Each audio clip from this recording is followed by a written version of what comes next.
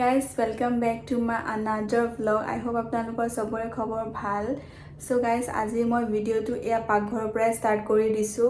আৰু আজি ৰাতিৰ হাজত এটা স্পেশাল বস্তু বনিব গৈ আছে আৰু হেই ভাবিলো আপোনালোকৰ লগতো অকমান শেয়াৰ কৰো.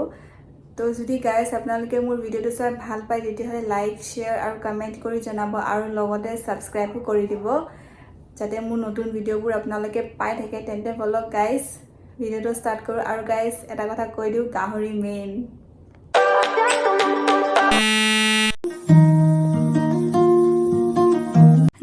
মেইন গাইস আৰু আজি ৰাতিৰ হাজত আছে গাহৰিৰ লগত পছলা পছলা কাটি লৈছো আৰু এয়া মছলাৰ কাৰণে আছিল আদা ৰসুন আৰু জলকীয়া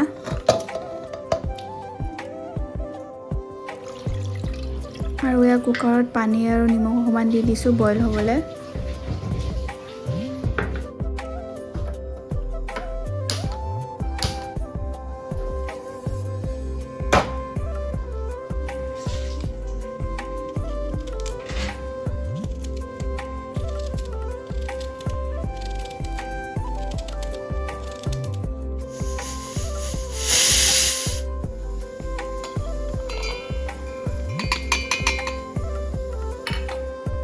কেৰাহী গৰম হৈ যোৱাৰ পিছত ইয়াত পিঁয়াজ দিছো তাৰপিছত পিঁয়াজটো ভালদৰে ফ্ৰাই কৰি লৈ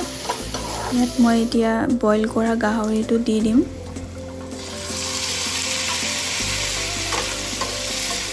আৰু এয়া ভালদৰে লৰাই এতিয়া মই ইয়াত দিছো হালধি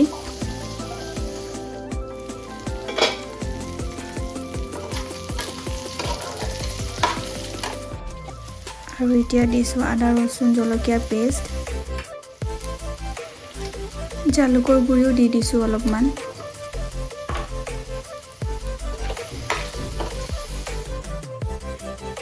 আৰু এয়া ভালদৰে ফ্ৰাই হৈ যোৱাৰ পিছত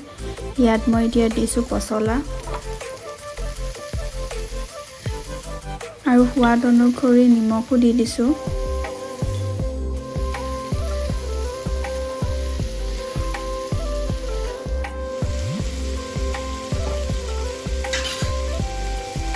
পানী অকমান দি আৰু ভালদৰে ফ্ৰাই কৰি লম যাতে মছলাবোৰ লাগি নধৰে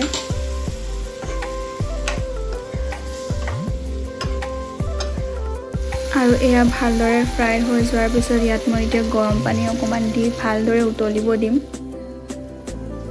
আৰু এয়া পছলাৰ লগত গাহৰি ৰেডি আৰু আজি ভাতত আছিলে এয়া বইল দাইল কঁঠালৰ গুটিৰ লগত তাৰপিছতো জানে আৰু গাহৰি আৰু পছলা আৰু এয়া লগত আছিলে বেঙেনা ফ্ৰাই আৰু তিয়হ আৰু এয়া ভোট জলকীয়া লগ পাম আকৌ এটা নেক্সট ভ্লগত বাই বাই